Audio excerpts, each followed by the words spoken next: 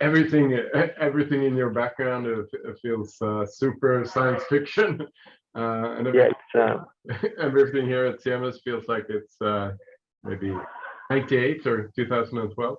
Uh, yeah, but let's get this started. And this is the first live launch report that we have from Glasgow and the COP26 meeting.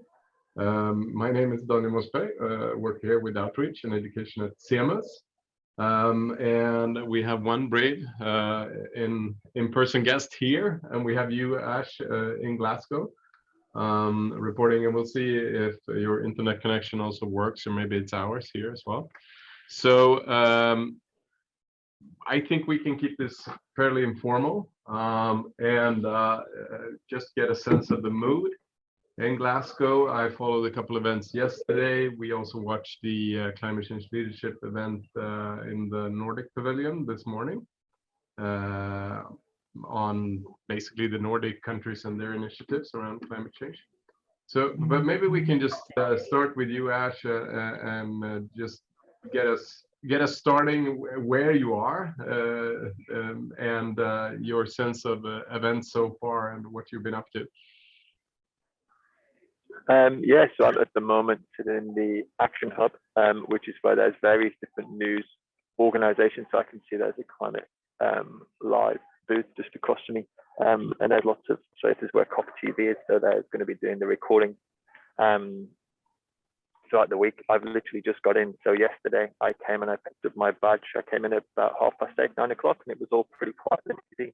This morning I queued for an hour and a half and thought I was going to be late to this. I've just about got through security. So I know that the first 2 days are meant to be the busiest for getting in, but that's been a slow part of the day. But yesterday everyone was just sort of starting to get set up. The pavilions are now ready and open today. I got to have a bit of a sneak preview of the pavilion yesterday. So there's a lot going on in there. There's so many different stands where there's talks going on all day. I think that COVID is going to be a significant player in this. Everything is kind of flexible access, but it's all subject to capacity. And there's a lot of people. So capacity, I think, could be an issue later on down the line. The mood, you asked about the mood, and I'm not, when I first got on the train to come up here, I didn't even manage to take my seat, and I got interviewed by some guys who were doing a Vox Pops interview. I realized I was sat about 5 meters from Greta on the train. So I was sitting here and she was like on the next thing along, so it was her and her pals. And then when we were on the, like, getting closer to Glasgow, I could overhear them talking. One person said, was like, oh, I've only missed 2 days of school to be here. And another one was saying, oh, my friend's mum wouldn't let her come because it's too far away from home. And it's a big thing, and she's not been away before, but she's let her come for a week. And then half an hour later, they were all on the phone to different security organizations, organizing with police how to get them out. So I think it's amazing. People of 18, 19, 16, who are all, I mean, I was doing nothing useful when I was of that age. So to be coming to a different country on lots of trains, booking security, coming to COP is amazing. And I think that that's what, I know I've not been to other COPs before, but this feels like the youth COP. That the youth presence is very loud, not necessarily in the plenary rooms where there's all of the different nations making the formal negotiations. But I've seen a lot of talk from youth and a lot of criticism that people are, it feels like people are coming to the end of their tether with patience. And if that's reflected in the outcomes that we get from this COP, would be a pleasant surprise. But I think that the anger is definitely there as opposed to the complacency that might have been here before. Yeah, and it was also interesting this morning, the event that Climate Change Leadership had, because a general discussion with politicians mainly, and then there was two people that were younger, and one Anton, I think his name was, from Fridays for Futures here in Sweden. You would kind of expect that discussion to be a normal kind of discussion, fairly politically correct with politicians as well involved. But it was a really interesting discussion in that even the politicians, as part of the panel or the discussion, were able to be critical, but also that the person almost that felt like he knew the most and had, I think in many cases, the best arguments, were the 18, 19-year-old Anton from Fridays for Futures here in Sweden.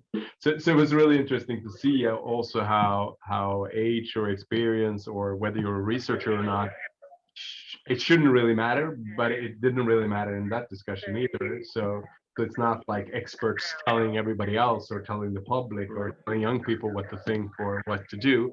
It's rather that everybody can take part in a discussion and be part of the debate. And that also feels different, and it also feels hopeful in that sense.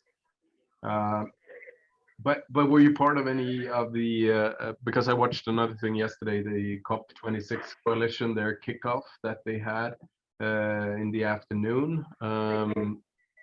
Did you part in any events yesterday? I didn't manage to get to that, so I walked there and found the area, and then I was told I needed a certain green ticket that I could pick up from an information stand. So I walked all the way to the information stand and was told I'm not important enough to be given a green ticket. And then I couldn't get on the live streams. I did manage to attend. There was a how it went down here. Ecological economics report about deep adaptations, which was really interesting. And I think that when coming here, like you say, I assume there'd be lots of political people speaking, and being very careful on their wording to make sure they're not going to commit to anything. But seeing these three researchers, policymakers, talking and just being very explicit. One of them, what was his name? Dale White, said that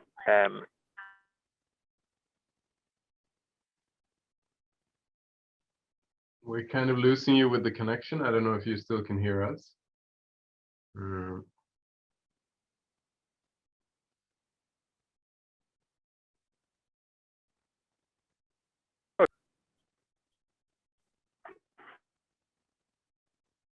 Yeah, maybe it is. I think it's not our Wi-Fi.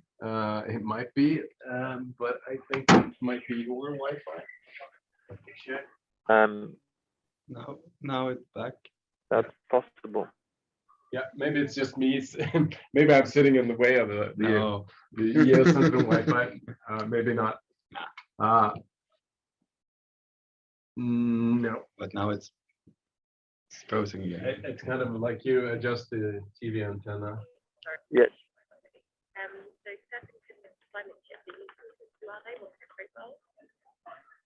And now we have frozen. We can see you now, and I can also hear you. But okay, can you still hear me if I speak again? Yeah, maybe I'm supposed to sit here. Maybe that is trick. You were in the middle of something. Yeah, you're pretty crackly for me. But I'll just keep speaking about the session I was at yesterday. So there is sort of another point of the cultural paradigms that we have. Of sort of, that many celebrations are based on feasting on pork and turkey, and like it's all about excessive consumption. Many of our cultural practices are based on excessive consumption, particularly in the West, and the need to change that. And then one woman was speaking about the simplest and easiest way is just to stop eating meat. The amount of meat that people consume is a huge emitter of greenhouse gas emissions. And she also spoke about the animal suffering and the suffering across that whole line. And she had a very nice statement saying, if we do not see, we do not care. And I think that's it, not just with animal agriculture, but across the life cycles and the production lines of so many different products, where it's sort of out of sight, out of mind, and you just go to the electronics store and you purchase your phone or your laptop, but you don't see the rare earth mineral mining, you don't see how all of that is put together and the impacts it has. So that was really interesting. And then another one of the speakers there talking about adaptation, and that sometimes adaptation is kind of conflated with giving up, of saying, oh, well, it's inevitable.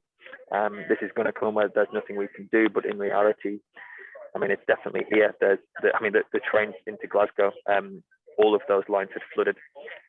Over the past few days, there's been issues in the UK, and obviously the UK is very mild effects of climate change at the moment compared to other areas.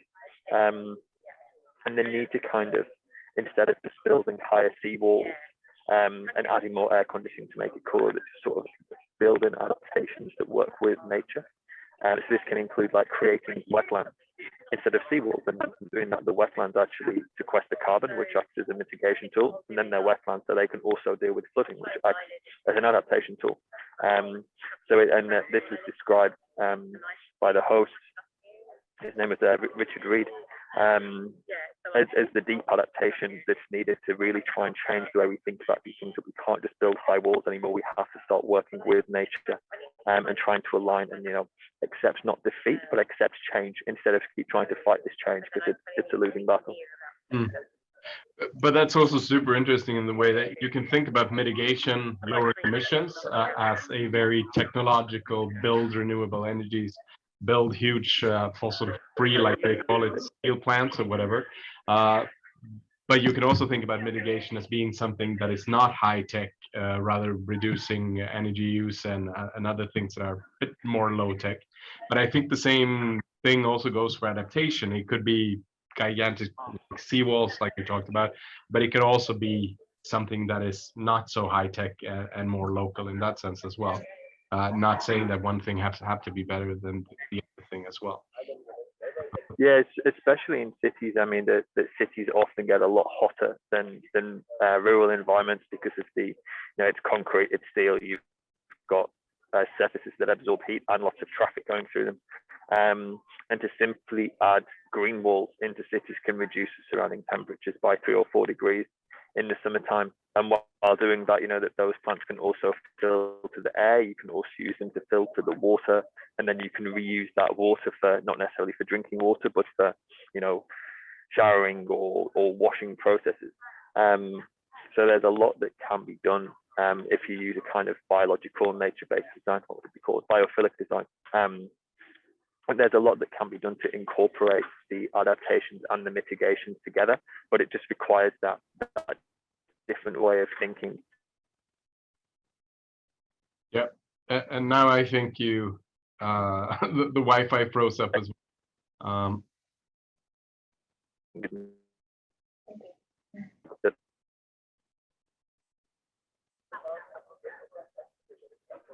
Yep. How is it now? Is it picked back up again? Yeah. Okay. What point did I get up to? We missed like no, it's saying it's unstable. The last 10 seconds. Okay. Yeah, so I think I was talking about people that it really stuck with me of him saying that, adaptation has to be about working with nature. And this idea that before we've seen humans as separate from the rest, and that in an ethical and spiritual level that we need to see that we are no longer separate from the rest of the world. And for a long time we hadn't been. It's a very recent adaptation in the way that humans think that we've been here for 200,000 years and we've only had agriculture for about 10,000 years. So for most of the time the human species has existed, we have existed with the ebbs and flows of nature. And then post, I guess the agricultural revolution being the beginning of that, and then later the industrial revolution that separated us from nature to a greater manner. But we have to sort of realign the way we work and with nature, because obviously being separate isn't working in the long run, and we depend on nature. So yeah, both in a spiritual way to see ourselves as being with that, and when it comes to adaptation, that we need to appreciate that we cannot fight it, we have to work with it. Yeah, and I think also having very large technological systems, that is something that's going to be done by big business, or it's going to be by nation states or collaboration between nation states. But if you have more low energy or not low tech kind of solutions, it's something that a group of people in a neighborhood, for example, can start or initiate. So it also depends on what kind of initiatives you work on. It also what kind of people can get involved in. So I think that is also very different, and not saying that one thing has to exclude another thing. But let's Layla is here in the room, and one guest from the outside. Now you can't see us, so but I don't know if it's our Wi-Fi or yours or a combination. I guess from yeah, and we have another guest as well on Zoom here as well. But does anyone here want to jump in with a question or a comment, or because we started with a reflection on what I heard yesterday and what we were part of this morning. So please just join in for a comment or a question. Ash, have you frozen again? I I tweeted you my question. Can he still hear? Well, yeah, you're there. Hello. I tweeted you my question, but what's the vibe like? Are people optimistic? Are they grumbly? Is it British weather, British mood? There's bagpipe music. Yes, there was some exciting bagpipe music when we first arrived at the station, and that was really nice. So I got off the train, and there was like the pipes playing. There was all the press at the side. There was all the protesters out with banners and stuff like that. So like getting off the train was quite emotional in a way. It felt like you were being part of this thing. And I've seen a lot in the British news from Boris Johnson, who's playing this like this is the last chance if we don't do it now. And I mean, I feel like Boris Johnson as a politician, to speak from a British person's perspective here, just wants to be the saviour. He always wants to be the saviour. So I think for him, it's a bit of an ego trip that he can say, oh, it was the COP that my nation ran that saved the world. But aside from that, I'm always quite against this idea of now is the last chance. Now is the last chance, because when you say it all the time, it loses its meaning. And more than that, that people kind of get fatigued of hearing that we're in the last chance saloon. I think there's quite an optimistic thought about the power of bottom-up transformation, but a very pessimistic thought of what can politically COP achieve. And I think with the sort of national net zero commitments that we saw going into COP, that national governments can't take charge on this. They can't be the leading groups pushing this forward because they're just not ambitious enough. You know, you could be sympathetic to them and say they're constrained by too many other actors. They have to keep happy, but equally they're not willing to make the bold change that's needed. So I think that NGO, civil society, and even business, I'm quite looking forward to seeing what's going on.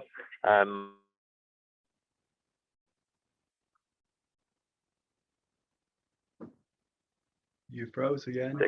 Optimism towards. Oh no.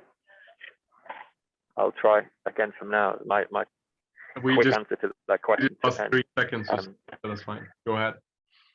Yeah. So I think my quick response to the mood is cynicism towards what can be achieved with the political change, even though I mean it's better than nothing.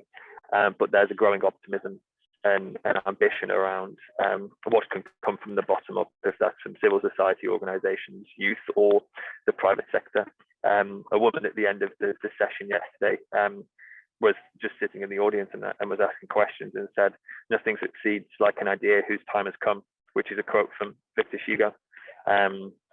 And I think that's the idea that now it feels like there is a growing momentum, there is a growing energy, and the time has come for people to stop with the blah, blah, blah, as Greta put it, and start acting. There you go. Oh, okay. Yeah. But Leila, do you have any like reflection or comment about the event this morning that you hosted as well? Yeah, Ash, were you in the room? Were you at the Nordic Pavilion during our event? Unfortunately, I was in a queue for an hour and a half. Oh, yes, of course. watching the banner fall down. Yeah. So my reflection, I think it's a bit problematic to talk about leadership and particularly what is behind the reputation of Nordics, and why do we perceive them leading on climate action. And I think in this event, it actually was exposed a little bit. You know, there's the usual proud showing off political rhetoric, but also there was a lot of criticism, and I think that sort of shimmered a little bit of the Nordic reputation, which is nice because then you can improve upon it. So that's my reflection this morning. But we've got another person in the room with us who. Yeah, no, I can just say that I thought it was quite interesting, the talk this morning, and I think it's interesting to have you here with us now live from the COP26. And I was thinking about what you said there, that there is a lot of youth activist groups, and I know, for instance, Extinction Rebellion and other groups like them are there. And this COP26 has really been influenced a lot by youth groups, hasn't it? And what can you tell us about the mounting pressure on governments from youth activists in this now with this COP26?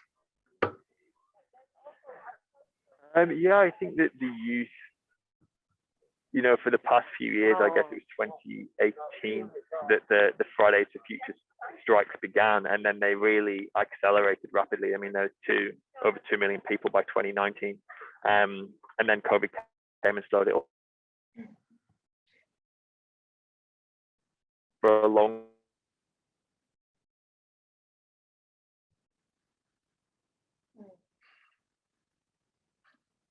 Is he on his phone or? No, I have a family, whatever. Everything's going to be really. Have I gone? Am I here? we You're lost here, we lost 10 seconds, maybe. Okay. Yeah. So the government's focused on present day issues, or basically just getting re-elected within an election cycle of 4 or 5 years.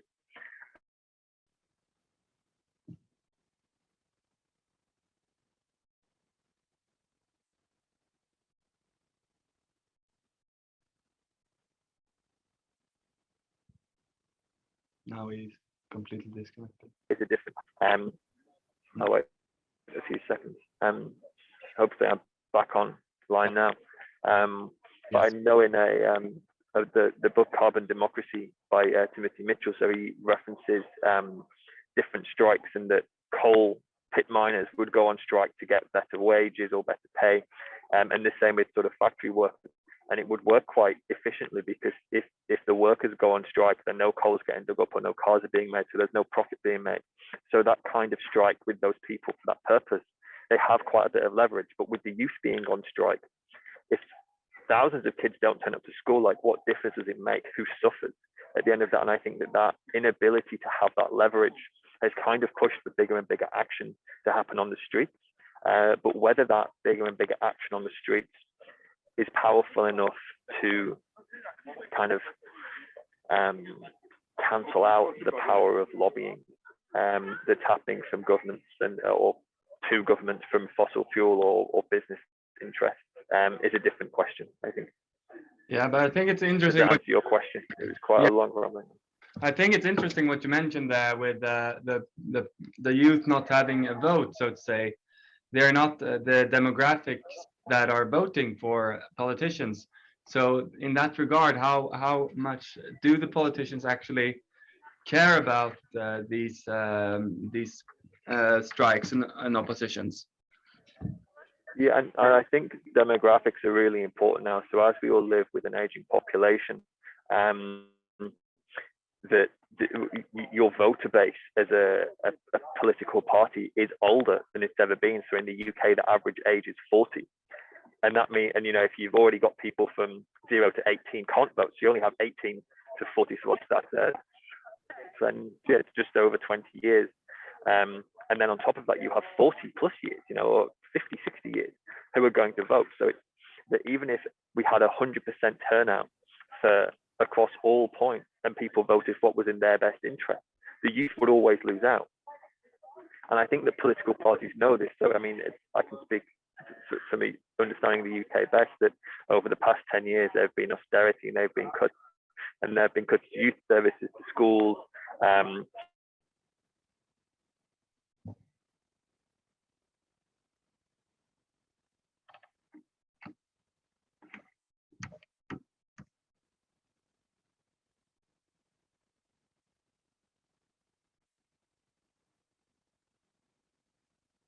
It's kind of funny that we say, like, when we lose him, we try to talk to him, but we know that his connection is not working. Yeah. So Ash, we seem to have lost you, but we're trying. Now we can hear you again. Yeah. It seemed to be that the internet gives you a couple of minutes and then it freezes up, and we lose you for the last couple of minutes. But maybe we should switch over and this is the first video live thing we're doing. So I'm kind of curious, because we connect again tomorrow at lunch. So not but what is on your agenda for the rest of the day and the evening? What are you looking out for? For the rest of the day today, so there's an event at the Nordic Pavilion on climate change denial, which is a workshop actually, which will be fun to go to. And then what else have I got today? I don't think my calendar has synced from my phone. I know tomorrow. Oh no, my calendar hasn't synced. Yeah, tomorrow there's quite a few events. There's one that's going to be at a brewery, which is quite interesting, where different alcoholic spirits providers, so like Whiskey and Stuff of Scotland, are showcasing their event. So I've not gone forward. Oh no, I have my calendar on my laptop actually, which I'm sitting on now, so I can give you more information on one thing.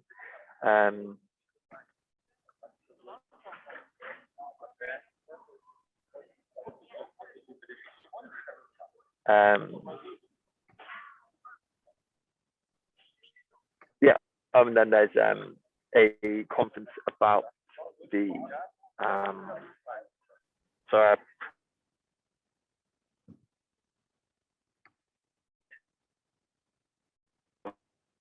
And now we kind of lost you again, but let's let's just hang in there. I think we get like a 10-second pause and then you come back.